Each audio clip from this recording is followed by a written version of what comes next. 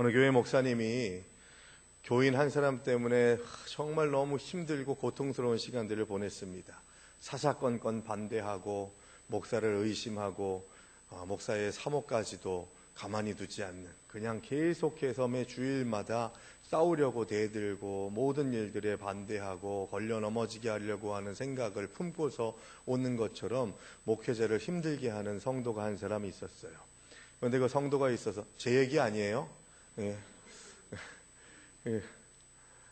그래서 목사님이 눈물로 기도하면서, 주님 어찌하면 좋습니까? 저 성도님 한 분만 잘 변화되고 하나님께서 좀 고쳐주시면 제가 목회하는데 정말 행복하게 목회할 텐데, 하나님 어떻게 하면 좋습니까? 고쳐주시옵소서, 주님께서 만져주시옵소서 기도하고 있는데 갑자기 하나님의 음성이 들리더라는 거예요. 누구 아무개 목사야, 미안하지만 걔가 내 말도 안 듣는다.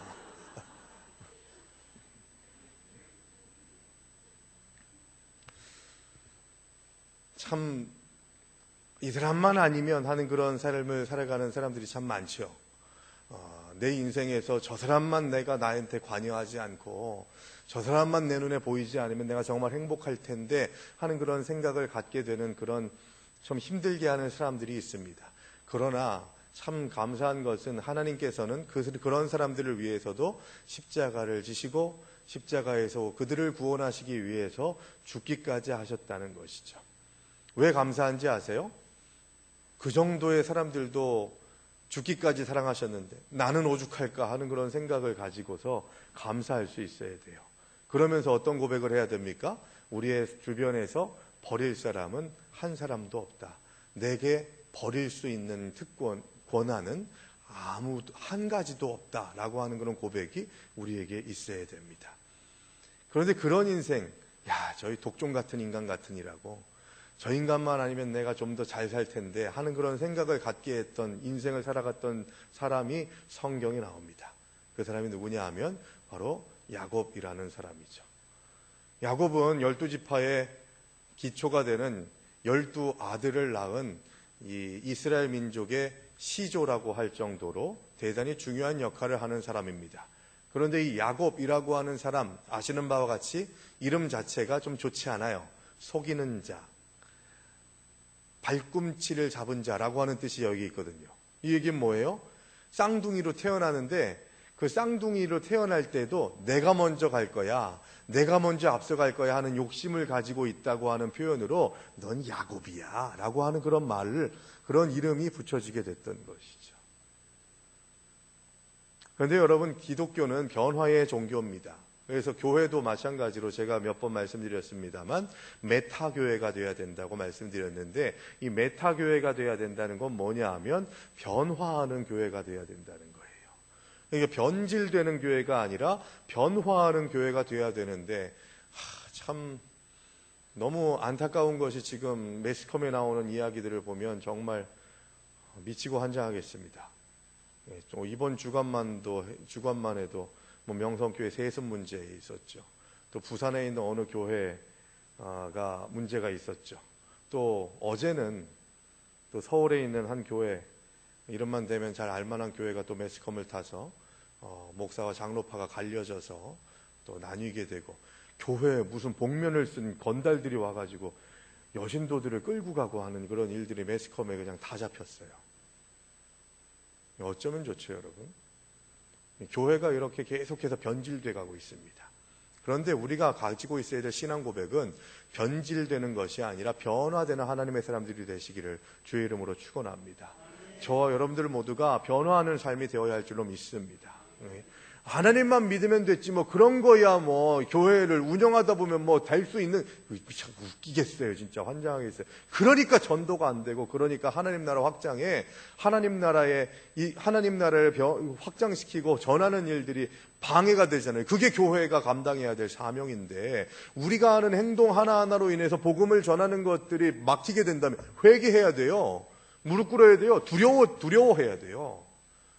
나로 인해서 누군가가 실족을 하게 된다면, 내가 예수 믿으려고 했는데 에이고 예수 믿지 말아야겠네 하는 그런 생각을 갖게 된다면 그 사람이 실족한 거 아니에요. 실족하게 하면 어떻게 된다고요? 실족하게 한 그 사람을 목에다가 연자맷돌을 매달고서 바다에 빠뜨린다는 거예요. 죽게 하시겠다는 거예요. 심판하시겠다는 거예요. 이게 바로 저와 여러분들의 앞에 놓여져 있는 메시지, 하나님의 말씀입니다. 그러므로 우리는 변화의 신앙을 가지는 자가 되어야 할 줄로 믿습니다. 특히 하나님을 만나서 변화된 존재로서 변화된 세상을 꿈꾸며 만들어가는 것이 기독교의 가장 큰 매력이에요. 내가 변화돼야 세상을 변화시킬 수 있습니다. 그게 안 되는 이유가 뭐예요? 세상이 변화되지 못하는 이유가 뭐예요? 내가 변하지 않기 때문에. 내가 하나님의 백성으로서 제대로 된 자리를 지키지 못하기 때문에 변질되고 패역하고 어그러지고 꺾여졌기 때문에 하나님의 백성답게 살지 못하더라는 겁니다. 오늘 본문에도 극적으로 변화된 한 인물이 나와요. 바로 야곱입니다. 야곱이 언제 어떻게 변화됐는지를 우리가 볼 수 있어야 되겠죠. 그래서 저는 오늘 이 시간 몇 가지로 야곱이 변화되었던 상황에 대해서 우리가 생각하면서 우리도 변화되게 하여 주시옵소서. 김 집사가, 이 권사가 그거 생각하지 말고 내가 변화되게 하여 주시옵소서. 이 고백이 저와 여러분들에게 있게 되기를 바랍니다. 나만 변화되면 내 가정이, 내 직장이, 내 교회가 변화된다니까요. 아멘이세요? 네. 옆에 있는 분들하고 인사하세요. 내가 문제였습니다. 내가 문제였습니다. 동의하세요, 여러분? 내가 문제예요. 나만 바뀌면, 나만 정신 차리면 너무나도 많은 일들이 변화되게 됩니다. 해결되게 돼 있다는 거예요. 그러므로 저는 오늘 이 시간 아름다운 변화를 이루어가는 인생이라고 하는 제목으로 하나님의 말씀을 전할 때에 야곱도 변화시켜 주시는 하나님의 그 변화의 과정들을 우리가 보면서 오늘 이 시간 이 자리에 앉아있는 저와 여러분들이 하나님이 기뻐하시는 방법과 모습으로 변화되는 은혜가 있게 되기를 간절히 바랍니다. 먼저 첫 번째로 언제 야곱이 변화됐냐면요, 홀로 남아있을 때 변화됐어요. 여러분, 오늘 본문의 상황은 어떤 상황입니까? 바로 야곱이 형한테 팥죽 한 그릇에 장자의 권한을 빼앗았어요. 그래서 집에서 쫓겨나듯이 도망 나와서 외삼촌 라반의 집에서 살았습니다. 15년 이상을 살았는데 이제는 라반 외삼촌의 재물도 이제는 속이듯이 빼앗듯이 해가지고 이 라반을 속이고 라반도 야곱을 속이는 그런 대단히 힘든 시간들을 경험하다가 결혼해가지고 이제는 형 에서 집으로 돌아오려고 하는 거예요. 근데 형 에서가 소문을 들어보니까 가만두지 않겠다고 수하에 400명을 이끌고 동생 야곱을 죽이러 온다고 하는 소식을 들었습니다. 이 소식을 듣고 야곱은 에서에게 선물을 주려고 염소와 양 각각 220마리, 낙타 30마리와 새끼들, 소 50마리, 나귀 30마리를 택하고 그 짐승들을 몇 대로 나누어서 가게 했습니다. 그게 오늘 본문의 앞부분에 나와 있는 내용이에요. 선물로 에서의 한 맺힌 마음을 풀려고 하는 의도였죠. 인간적인 노력과 지혜를 가지고서 이 상황을 극복해 보려고 하는 야곱의 평생 살아갔던 삶의 패턴이 그대로 드러납니다. 그 다음에도 마음에 무거움이 있어서 그 밤에 두 아내와 두 여종과 11명의 아들들을 인도해서 야복 나루를 건너게 한 후에 모든 소유도 건너가게 하고 자신만 남아서 지금 이 상황, 오늘 본문의 상황에서 하나님을 만나고 씨름하게 되는 것이었죠. 총총한 밤하늘 쓸쓸한 별을 바라보면서 자기 인생을 돌아보고 자기가 이제는 빈손임을 깨닫게 됩니다. 이제 형 에서가 400명의 그 장졸들을 이끌고서 나를 치게 될 텐데 먼저 내 재물들을 칠 것이고 내 가족들도 치면 나도 치겠지 하는 생각으로 허무한 인생의 이 빈손됨을 생각하고 고백하면서 나아가는데 자신이 할 수 있는 모든 방법에서 에서와의 만남을 준비했지만 홀로 남은 야곱에게는 두려움만 가득했습니다. 에서에게 도망치던 날 밤에 베델에서의 외로움, 두려움과 닮은 밤이었죠. 여러분, 우리가 인생을 살아가면서 내 힘과 내 생각과 내 능력을 의지하게 되면 이런 여러 가지 위험과 어려움들을 경험하게 됐을 때에 내가 아무리 많은 것들을 쌓아놓고 많은 것들을 업적을 이루었다 할지라도 야곱의 이 밤처럼 두렵고 무서운 밤이 될 수밖에 없습니다. 하지만 이처럼 불안한 밤에 그는 하나님을 만났습니다. 혼자 있을 때. 여러분, 우리는 너무 다른 것들에 많은 의지를 해요. 다른 것들을 많이 쥐고 있어요. 그래서 혼자 있을 때 내가 빈손이라고 고백할 때가 너무나도 부족하다는 것이죠. 그런데 그 쥐고 있는 그것 때문에 하나님을 만나지 못할 때가 대단히 많이 있다는 것을 우리는 생각해야 합니다. 탈탈 털리게 하시는 그 시간들을 통해서 하나님을 더 바라보고 하나님을 더 의지하는 그런 삶을 허락받았다면 그 또한 은혜인 줄로 고백하시기 바랍니다. 야곱은 평생 소유에 집착했지만 결국 빈손이었습니다. 어머니 뱃속에서 형의 발뒤꿈치를 잡고 먼저 나오려고 할 정도로 욕심을 부렸지만 먼저 태어나지 못했죠. 팥죽으로 형 에서의 장자권을 샀지만 형 대접도 받지 못했습니다. 그리고 곧 집에서 쫓겨나듯이 도망 나올 수밖에 없었습니다. 결국 외삼촌 라반의 집으로 피신해서 재산을 모았지만 외삼촌과도 사이가 나빠져서 몰래 도주합니다. 그리고 도주하는 가운데에서도 외삼촌의 재물을 착복해서 속이듯이 그것을 빼앗아서 거부가 됐죠. 부자가 됐습니다. 부자가 돼서 이제는 고향 땅으로 형 에서의 집으로 가려고 했는데 금이 한양하지 못하고 형 에서로부터 죽음의 위협을 느끼고 불안에 떨어야 했습니다. 야곱이 머리를 쓰고 애써서 계속해서 사람들을 등쳐먹고 속이고 내가 이기려고 하고 내가 계속해서 원하는 것들을 얻으려고 애쓰고 결심했지만 그렇게 성공했다고 생각하고 내가 생각한 대로 계획한 대로 다 되었다 할지라도 야곱이 돌아가는 고향 땅으로 돌아가는 이 발걸음은 그 누구보다도 쓸쓸하고 무거웠다는 거예요. 우리의 삶이 이런 삶이 되어서는 안 됩니다. 내 뜻대로 되는 것 같은데 결국은 빈손밖에 없는, 그래서 내가 혼자구나 라고 하는 그런 생각을 갖게 되는, 지금까지 내가 뭘 했지? 하는 그런 공허함을 느끼게 되는 인생을 살지 않도록 우리는 먼저 주님 앞에 홀로 서 있는 시간들을 자주 가질 수 있어야 된다는 겁니다. 때로는 빈손으로 홀로 있는 시간도 필요해요. 그때 하늘을 보고 나를 보고 돌아보고 남도 생각하면서 인생의 교훈을 얻기 때문입니다. 사람은 고독할 때 사랑하는 사람의 따뜻한 손길이 얼마나 소중한지 깨닫습니다. 또 빈손일 때 하나님의 필요성을 깨닫고 모든 위선의 옷을 찢어버리고 솔직한 자기 모습을 되찾게 된다는 겁니다. 야곱은 가면 쓴 모든 배우가 퇴장하고 난 그 자리, 야복 나루라고 하는 그 무대 위에 서서 쓸쓸히 그 조명을 받고 있는 것이죠. 그때 비로소 자신이 빈손임을 깨닫고 하나님께 매달렸던 것입니다. 문제 속에서 자신이 빈손임을 발견하는 것은 고통스럽지만 그 과정을 통해서야 진정한 변화의 삶을 받아들이고 고백하는 것 또한 은혜라는 것을 잊지 마시고, 내가 혼자일 때 나는 주님을 찾고 있는지, 내가 혼자일 때 혹시 이를 부득부득 갈면서 승질내고 짜증내고 열받아 하면서 하나님 뭐 하시는 겁니까? 삿대질하면서 하나님을 질책하듯이 그 인생을 책망하는 어리석은 자가 되지 않도록 혼자일 때, 빈손일 때, 이때가 바로 하나님을 찾고 하나님을 만나야 하는 시간임을 고백하는 저 여러분들 되시기를 주의 이름으로 축원합니다.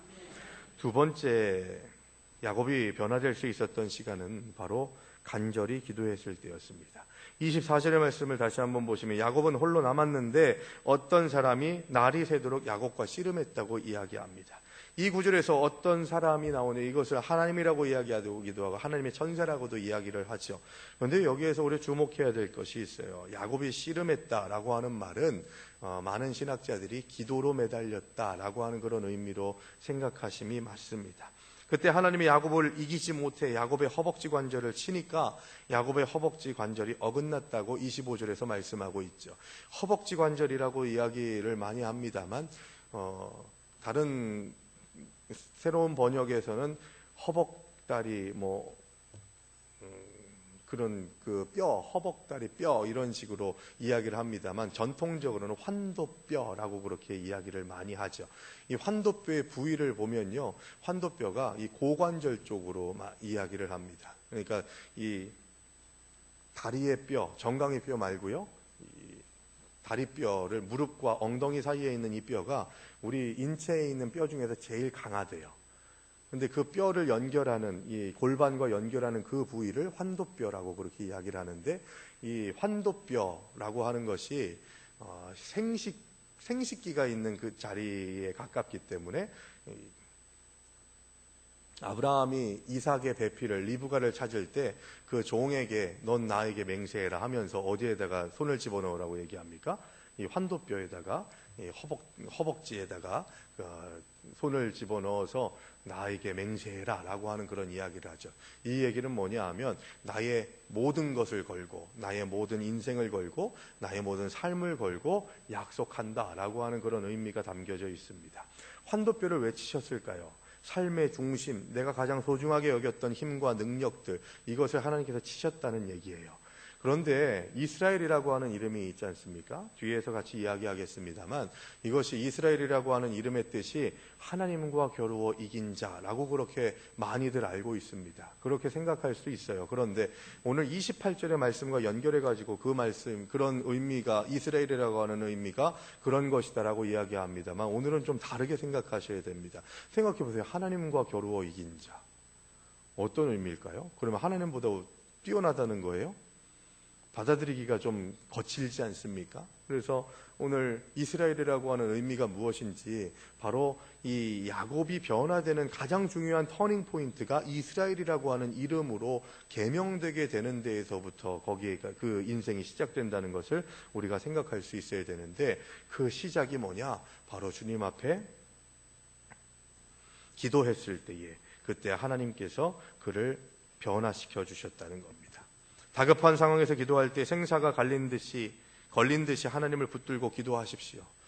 어떤 분이 기도는 노동이라고 그렇게 말합니다. 대천덕 신부님도 그런 이야기를 했었죠. 사생결단의 기도는 사실상 노동보다 힘든 겁니다. 그런 기도를 2시간 하는 것은 설교 2시간 하는 것보다 훨씬 더 힘든 거예요. 땀이 핏방울이 될 정도로 하는 겟세마네의 예수님의 기도. 이런 기도는 정말 절박한 기도입니다. 뜨거움과 간절함과 마음을 쏟는 부음이 없는 습관적으로 형식적으로 하는 기도는 우리가 기도의 자리에 들어섰을 때 등을 돌리시는 하나님을 붙들 수가 없습니다. 어떤 사람은 기도할 때 성경을 강의하듯이 길게 기도를 합니다. 간절히 뜨겁게 기도하라고 해서 큰 소리로 오래 기도하는 것만이 다가 아니죠. 조용히 짧게 기도해도 간절히 기도하면 그 기도는 하나님께서 응답하시는 줄로 믿습니다. 물론 기도는 훈련이기 때문에 짧게 했던 기도의 시간들을 늘리는 것은 성도들이 기도의 시간을 다지는데 대단히 중요해요.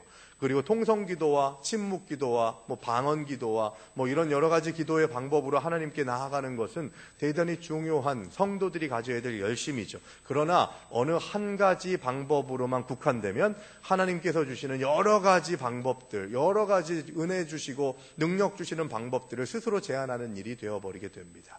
그래서 어떤 기도의 내용들도 감당할 수 있는 기도의 방법들로도 기도할 수 있는 사람들이 될 수 있어야 된다는 거죠. 다만 전제가 뭐냐? 간절함이 있는 기도.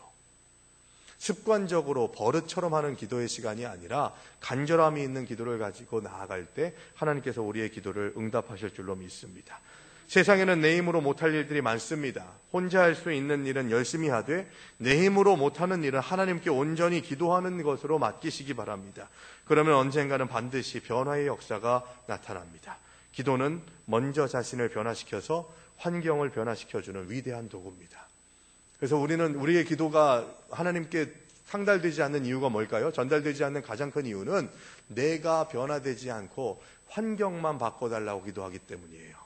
내가 변화되는 가운데에서 내가 변화만 되면 상황과 환경은 자연스럽게 바뀌게 되는데 나는 가만히 있고 나는 은혜 받을 준비되지 않고 변화될 생각하지 않고 상황과 환경만 바뀌려고 하는 저 사람 좀 바꿔달라고 하는 생각들을 갖게 될 때 하나님의 임재와 은혜는 경험되지 못한다는 겁니다. 그러므로 모든 기도의 시간을 통해서 나의 쓴뿌리가 뽑히고 하나님이 기뻐하시는 은혜의 모습으로 변화되시기를 주의 이름으로 축원합니다. 세 번째로 언제 바뀌었냐 하면 언제 야곱이 변화됐냐 하면 이름이 바뀌었을 때 변화가 됐습니다. 본문 27절 28절을 보십시오. 그 사람이 그에게 이르되 내 이름이 무엇이냐? 그가 이르되 야곱이니이다. 그가 이르되 내 이름이 다시는 야곱이라 부를 것이 아니요 이스라엘이라 부를 것이니 이는 내가 하나님과 및 사람들과 겨루어 이겼음이니라. 여기에서 주목하셔야 될 구절이 뭐냐 하면 바로 28절에 이는 네가 하나님과 및 사람들과 겨루어 이겼음이니라 라고 하는 이 구절 때문에 이스라엘이라고 하는 이름의 뜻이 하나님과 겨루어 이긴 자라고 하는 그런 의미로 통용되는 일들이 대단히 많이 있었다는 거예요. 야곱은 사기꾼이라고 하는 야곱의 이름 대신에 이스라엘이라고 하는 이름을 받았습니다.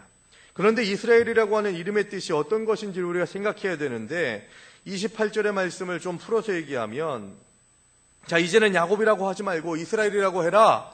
왜냐하면 네가 지금까지 하나님과 사람으로 더불어 겨루어 이겼기 때문이다, 이 얘기예요. 차이가 뭔지 아십니까? 네가 지금 하나님과 겨루어서, 씨름해서 겨루어서 이겼기 때문에 환도뼈가 부러지는 고통과 아픔을 참으면서까지 이 씨름에서 이겼기 때문에 네가 이스라엘이야, 그 얘기 아니라, 그것이 아니라 그 앞에 네가 하나님과 사람으로 더불어 이겼기 때문이다, 그 앞에 뭐가 붙어 있냐? 지금까지라고 하는 게 있어야 되는 거예요, 여러분. 이게 무슨 얘기입니까? 너 이제까지 많이 이겨먹었지. 네 스스로를 다시는 야곱이라고 부르지 말아라. 네가 지금까지는 야곱으로 살아서 등쳐먹고 사람 발목 잡고 그들과 매일 겨루어 이겼고, 오늘은 하나님까지도 겨루어서 이겨먹으려고 하는, 부득부득 이기려고 하는 그런 생각을 가지고서 네가 씨름했는데, 그러나 이제부터는 그렇게 살지 말거라. 이제는 이스라엘로 살거라. 이제부터는 내가 너를 주도하고 내가 너를 다스리겠다. 이제는 네가 이기는 삶이 아니라 하나님이 이기는 삶을 살아가거라, 그 얘기예요, 여러분. 무슨 뜻인지 아시겠어요? 하나님과 겨루어 이긴 자가 야곱이 아니라 이제는 야곱 스스로, 야곱의 힘과 능력으로, 야곱이 가지고 있는 열정과 가지고 있는 그런 잔머리 가지고서 라반도 속여먹고 형도 속여먹고 아버지도 속여먹고 하는 그런 일들을 너무 많이 해가지고, 그래서 얻으려고 했던 것들은 다 얻었는데, 너 지금 뭐냐? 네가 그렇게 이겨먹으려고 했던 그 인생들 다 이겨먹고 난 다음에 지금 보니까, 야복강가에서 보니까 너 빈털털이잖아. 그러니까 이제 야곱으로 살지 마. 야곱으로 살면은 지금 순간뿐만이 아니라 야곱의 습성을 버리지 못하면 10년 후, 20년 후, 30년 후 주님 오시는 그날까지 너는 이렇게 빈손으로 살 수밖에 없어. 공허할 수밖에 없어. 이 시대의 예서 같은 자가 너를 위협하고 두렵게 할 수밖에 없다는 것을 네가 이제는 깨달아서, 이제는 네가 이기는 삶이 아니라 하나님이 이기는 삶을 살아라, 그 얘기예요.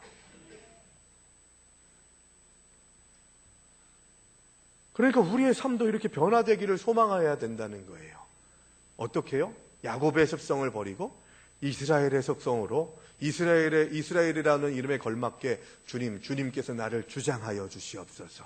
그래서 히브리어 원문의 이 이스라엘이라고 하는 뜻을 이렇게 분석해 보면, 하나님과 겨루어 이긴 자라기보다는 하나님께서 주관하신다라고 하는 그런 뜻이 더 강해요.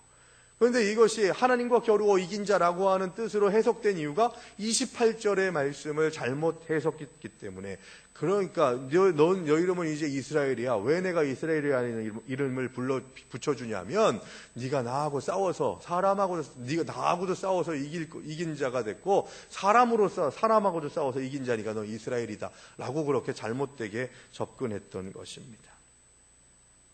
그러니까 하나님이 다스리시기를 소망하는 마음을 가지고서 살아가야 되는 삶이 바로 이스라엘이라고 하는 이름에 담겨져 있는 거죠. 여러분, 내가 이기려고 하지 마세요. 부득부득 용을 쓰면서 내가 이기려고 하고 내가 위에 군림하려고 하게 될 때 우리는 야곱일 수밖에 없다는 겁니다. 하나님은 지금도 우리에게 물으십니다. 네 이름이 무엇이냐? 네 이름이 뭐냐? 야곱이 얘기합니다. 야곱이니이다. 이 얘기는 뭐예요? 속이는 자입니다. 등쳐먹는 자입니다. 내 인생의 계략과 인간적인 욕심과 인간적인 잔머리 가지고서 이제까지 성공한 것처럼 살았지만, 그런데 그 야곱이라고 하는 인생으로 살아갔더니 빈털터리밖에는 아니더이다 라고 하는 그런 고백이 이 야곱에게 있었던 거예요. 우리에게 새 이름을 주시기를 원하시는 하나님의 그 음성을 들으시기 바랍니다. 내 이름이 무엇이냐? 주님, 내 인생 살아갔는데 열심히 산 것 같은데 야곱이네요. 야곱밖에는 안 되네요. 하나님 어찌하면 좋을까요? 라고 그렇게 눈물로 주님 앞에 회개하게 될 때, 그때 내가 너를 이제 이스라엘이라 하리라. 네가 이기는 삶이 아니라 하나님이 주장하시고 하나님이 역사하시고 하나님이 승리하시는 삶을, 기쁨으로 여기는 삶을 살아라. 그러면 내가 너를 책임지리라 말씀하시는 거예요.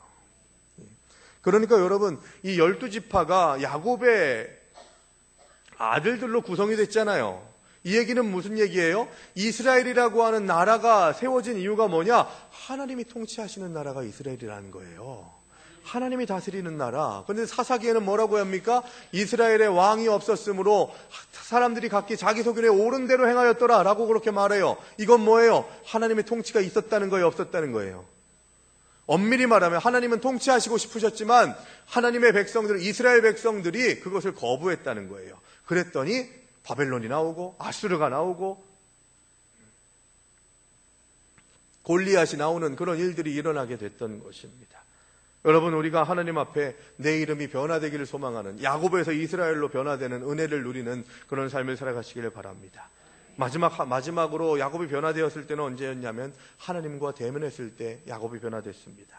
본문 30절을 다시 보시죠. 그러므로 야곱이 그곳 이름을 분이엘이라 하였으니 그가 이르기를 내가 하나님과 대면하여 보았으나 내 생명이 보존되었다 함이더라.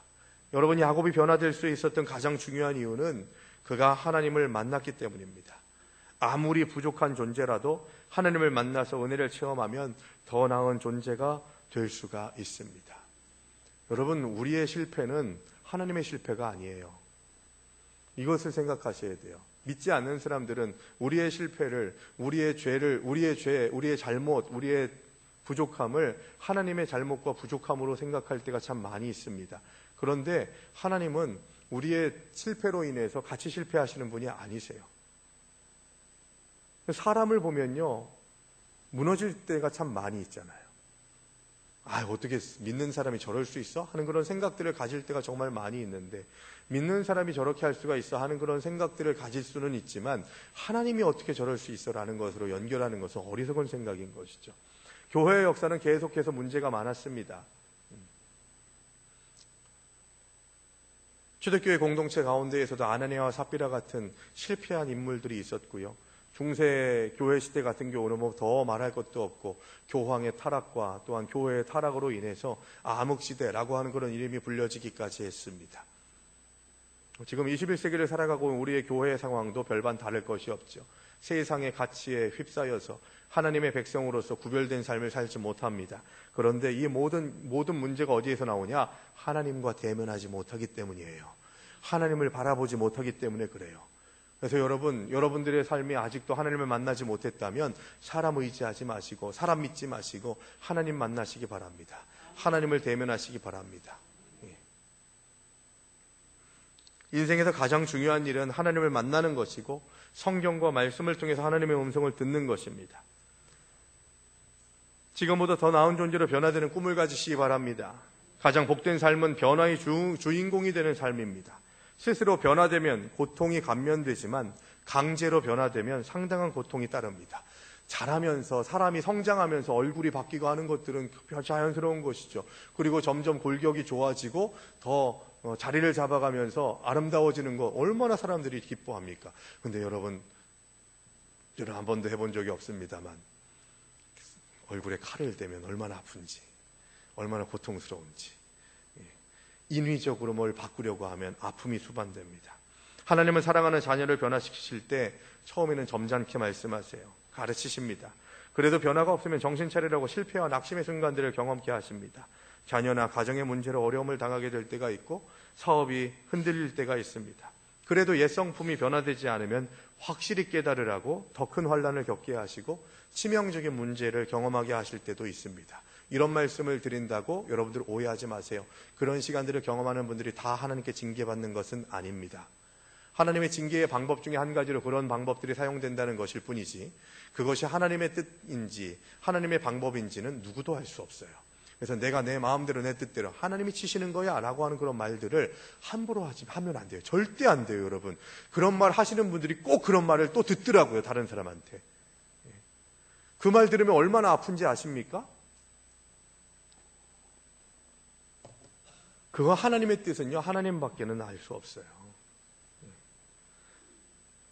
사랑하는 자녀를 끝까지 변화시키려고 하는 하나님의 손길이 없다면 오늘 주보에 나와 있는 암송구절 히브리서 12장 8절의 말씀, 히브리서 보시죠. 히브리서 12장 7절의 말씀 같이 한번 읽겠습니다. 너희가 참음은 징계를 받기 위함이라 하나님이 아들과 같이 너희를 대우하시나니 어찌 아버지가 징계하지 않는 아들이 있으리요. 하나님으로부터 오는 징계를 참으라는 얘기예요. 왜요? 하나님의 아들들, 딸들이라고 하는 증거가 바로 징계받는 일들을 통해서 나타나기 때문이라는 겁니다. 징계받을 때 그래서 낙심하지 마십시오. 어려움이 있을 때 주저앉지 마세요. 이 시간을 통해서 하나님께서 나에게 무엇인가를 깨닫게 하시고 다시 새롭게 하시고 힘을 주실 수 있는 은혜의 시간들로 채우실 것을 확신하는 마음으로 그 모든 시간들을 감당하시기 바랍니다. 하나님은 사랑하는 친아들을 변화시키시려고 필요한 경우에는 징계의 손길도 펼치십니다. 그 손길로 인해서 야곱은 허벅다리에 문제가 생겨서 절개되었지만 그때부터 오히려 변화된 성숙한 인물의 삶을 살 수 있었습니다.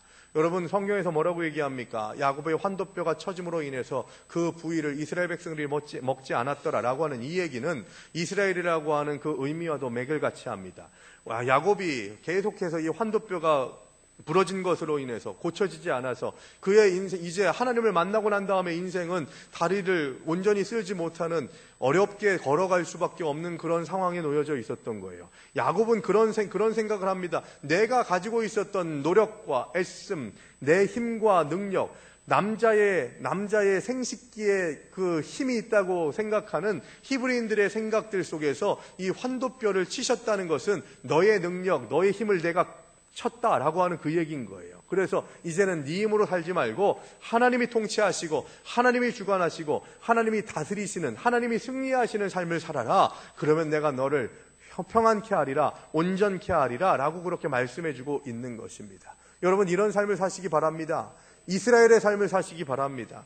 좋은 변화를 꿈꾸세요. 그래서 내가 아직도 꿋꿋하게 내 힘으로 내 능력으로 살아가려고 하는 그런 삶을 살아가게 될 때 그때 나의 환도뼈를 치시는 하나님의 그 역사하심과 인도하심을 겸허히 받아들일 수 있어야 된다는 거예요. 내가 의지했던 내 인생의 환도뼈는 어떤 것입니까? 내가 의지하고 내가 믿고 계속해서 내가 이거 있으니까 나는 잘 살 수 있어 하는 그런 생각을 가지고 있는 모든 것들이 환도뼈에 해당한다는 것을 오늘 이 시간 우리가 생각하면서 아름다운 변화, 이것은 바로 환도뼈를 치실 때부터 시작된다는 것을 기억하면서 내가 의지하고 내가 힘을 쏟았던, 내가 가지고 있었던 뭔가 믿는 구석들을 다 내려놓고 오직 하나님만 믿으시는 저 여러분들 되시기를 주의 이름으로 축원합니다. 주신 말씀 기억하면서 우리의 변화된 삶을 결단하고 다짐하는 기도의 시간들을 잠시 침묵으로 갖습니다.